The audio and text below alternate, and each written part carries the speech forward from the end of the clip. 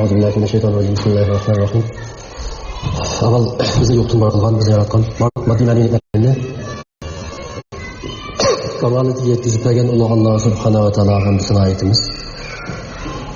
Ulu Ramazan geldi, şunda bir Ramazan'da avval bizde müşeyege toplagan, şunda bir bizge şunda bir fırsatını yaratıp bergen Ulu Allah Subhanahu ve Teala hamdısına ayetimiz.